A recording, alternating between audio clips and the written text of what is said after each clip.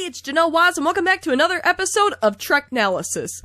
Children of Time. Now, as much as I love Star Trek Deep Space Nine, this episode isn't really a favorite of mine. In fact, the whole episode in general is kinda meh for me. But a discussion of time travel and alternate realities? Oh, heck yes. Now, Star Trek is known for its moral and ethical dilemmas, and Children of Time is no exception. Does the Defiant crew purposely get itself thrown back in time 200 years so a colony of their descendants can exist but at the cost of Major Kira's life, as well as never seeing their families again? Or do they go on their merry way and wipe out the existence of this colony? And what about the colony's ODO, who doesn't want to lose Kira for a second time? Did his actions erase his and the 8,000 other colonists' existence just for the woman he loves? Buckle up, kids. We're in for a heck of a time. Time is their enemy. But before I go any further, make sure you subscribe to my channel. I talk a lot about Star Trek, video games, and whatever else I feel like talking about. Be great to have you aboard. The episode opens in the Defiant's mess hall with Kira, Jadzia, and Odo shooting the breeze when Kira drops a bombshell about her and her boyfriend, Shakar. We're not seeing each other anymore. When did this happen? So you're telling me there's a chance? The news affects DS9's resident changeling, as he's been in love with Kira for a long time. I'm in love with you. I'm in love with you, too. And you can start by telling me who you are and what you've done with Kira. He's got a lot of emotions about this bit of spicy news, but then not so obviously excuses himself. Is he alright? Are you blind, Major? Of course he's not fine! You've been blind all your life. Odo goes off into his room by himself and makes this expression before the scene cuts to the bridge and Sisko refusing his probably 10th Raktajino. No thanks, I'm trying to cut down. The Defiant is on its way back home after being away for a solid week, and suffice to say, everyone is super eager to get back home. I'm getting some unusual readings from a nearby solar system. But like a kid insisting that mom stop to get McDonald's on the way home, Jadzia finds a planet and insists on checking it out. Sisko begrudgingly agrees, and everyone gives Jadzia the stink eye as they head over to the planet to investigate an anomaly. Of course, this turns out to be a terrible idea, with the ship hitting turbulence, Kira getting zapped, and the Defiant being damaged. Smooth sailing. Bet you wish you just kept driving there, eh, Ben? A colony on the planet hails the Defiant, and weirdly enough, they already seem to know who Sisko is on a personal level. As it turns out, after the Defiant leaves this planet in a couple days, they'll be thrown 200 years into the past and establish this very colony. In fact, everybody in the colony is descended from the Defiant's crew. And it's only just started to get weird. We're Starfleet officers. Weird is part of the job. For one thing, there are not one, but two Dax symbionts now. One in Jadzia's belly, and the other in her descendant, Yedrin's. Now, this is kinda similar to the same logic behind there being two Data heads in the next-gen episode Time's Arrow. With Data, there were two Data heads until he went back in time to 1890 San Francisco and leaves his head in a cave. Here, there will be two Daxes until Jadzia goes back in time. Until 200 years later, when Jadzia goes to find the planet again? And this is my first theory for this episode. Everybody is in a time loop. The Defiant goes back in time, establishes the colony, they wait 200 years for the Defiant to show up again, and then the Defiant goes back in time again to establish the colony. Time is not allowed to progress beyond the point the Defiant goes back in time, because in order for this colony to even exist in the first place, the Defiant needs to keep being sent back in time at this point in time. Who knows how many times they've had to go through this? You mean we could have come into this room, sat at this table, and had this conversation a dozen times already? A dozen, 100. It's impossible to tell. But hey, at least the rest of the Defiant crew gets to meet with their descendants. Miranda O'Brien, who greeted the Defiant crew with Yedrin, is revealed to be an O'Brien and a Tannenbaum. You mean Ensign Tannenbaum from engineering? That's right. Miles had another family outside of Keiko, Molly, and Kirayoshi. There was no going home. There was no chance of ever seeing your family again. So you're saying I don't have to see Keiko again? Miles! In other news, Worf has his own fan club.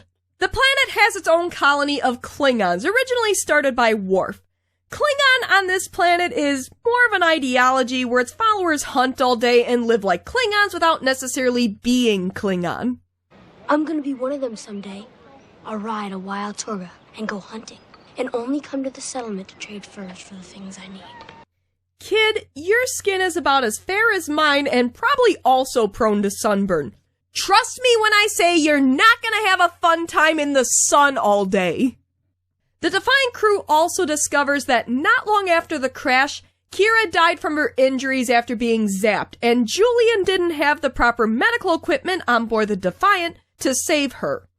So, clearly they need to get back to the station in order to save Kira, and now that they know what's coming, the Defiant can take steps to avoid being sent 200 years into the past, right? Well, if we do that, your timeline will collapse, and everything here will cease to exist.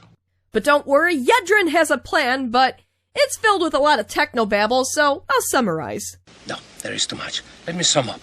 Basically, he claims that he can create a duplicate Defiant that can go back in time to establish the colony. Sisko and everyone else can go home, and the colony and its 8,000 inhabitants can keep existing. Sounds like a plan, so Sisko agrees. Meanwhile, on the Defiant, Odo can't hold his shape, so he's going to be spending this episode in a box looking like apple juice. Kira's having a lie down after her zapping, and Julian's talking about how the planet is crawling with Bashirs, and he leaves a sick Kira alone so he could visit them. Kira, however, gets a little visitor. Hello, Nerys. That's right, this planet has its own Odo. So not only are there 2 Dexes, but there are also 2 Odos. One in the apple juice box, and the other looking like a rather attractive older man. I've gotten better at shape-shifting over the years.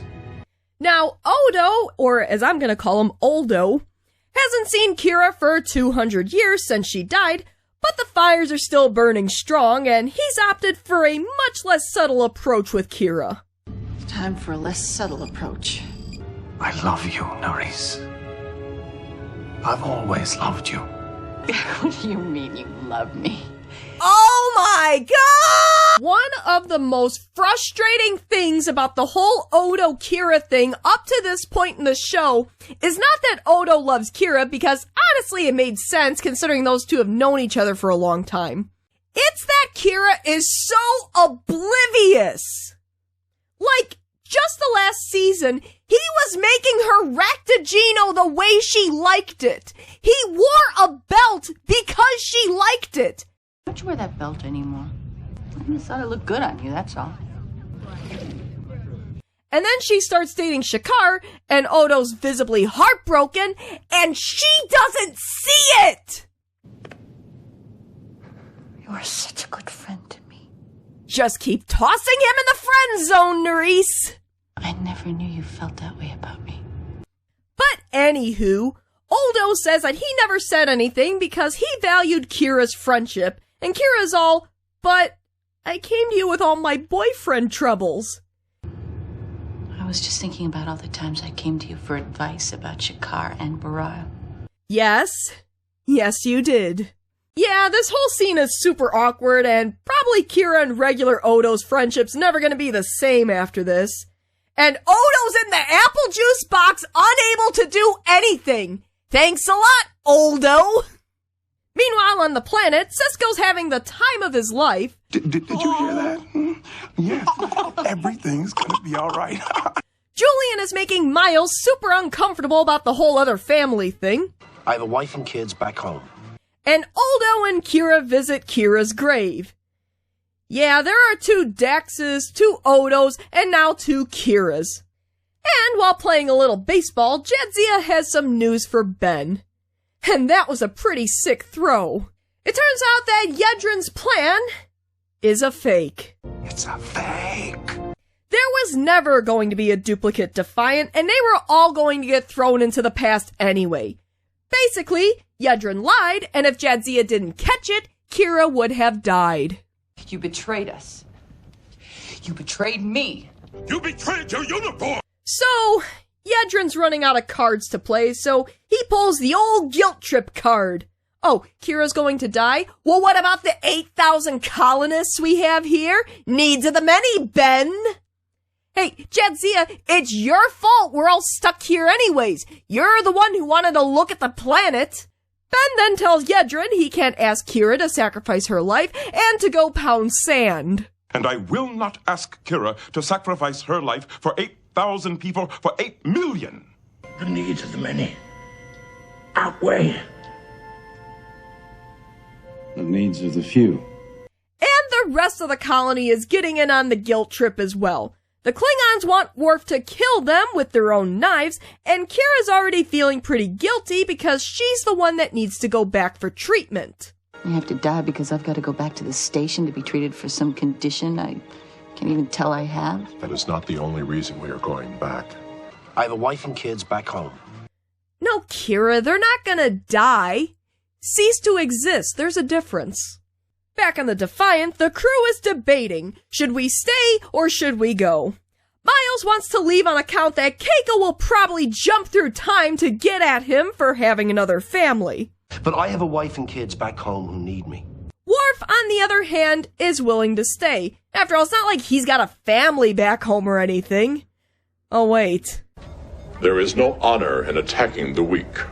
I would have won. You hardly ever see your son. Meanwhile, Sisko's there just listening to what everyone is saying, but he's in charge and they're getting the hell out of here. And in one final guilt trip attempt, the entire colony ropes the Defiant crew into a little farm work. Time for all those hours of Harvest Moon to pay off.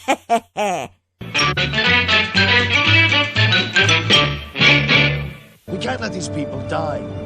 So, the guilt tripping worked, and Sisko decides they're all going back 200 years into the past, arguably rewarding Yedrin for lying. ODO, in a desperate attempt, tries to change Kira's mind, but she isn't having it. She's going to die even if it kills her. If I said something years ago, do you think things might have been different? Maybe. They share a kiss and a cry, and Kira leaves to go to the bridge. Alright, it's liftoff time. The crew has messages to their loved ones telling them what happened. They're heading for the anomaly. Things are going smoothly. We're veering away from the anomaly. Someone changed our flight plan. It wasn't me. I have a wife and kids back home. And the colony's gone. And no one knows who changed the flight plan. It wasn't me. Sisko and Jadzia suspect it was Yedrin, maybe changing his mind and couldn't let them go through with it, but they don't know for sure, and it's not like they could just ask him now. Meanwhile, the other Odo linked with me, and I know everything that happened, and somebody couldn't keep his little mouth shut. Of course, Odo and Kira are super uncomfortable right now because Kira knows how Odo feels about her now. They decide they both need a little time to sort things out, but then Odo drops a bombshell, one to rival Kira's from the start of the episode. The other Odo changed the flight plan. He couldn't let Kira die again. And Kira's a little upset. 8,000 people. He did it for you, Nerys. That makes it right. The episode closes out on this, and the colony is never brought up again. They existed. As long as we remember them. And that was Children of Time, and we come to the whole reason for this video. Did Odo send 8,000 colonists to their death? What if I told you that not only did Odo not cause their death or even wipe away their existence, but actually saved the timeline?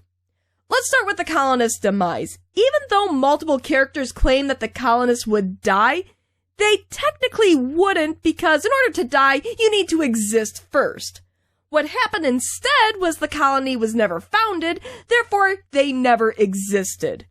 But even then, because this colony was established because of time mishaps, there's nothing that says they can't be alive in an alternate timeline, one that just can't be accessed through the current timeline.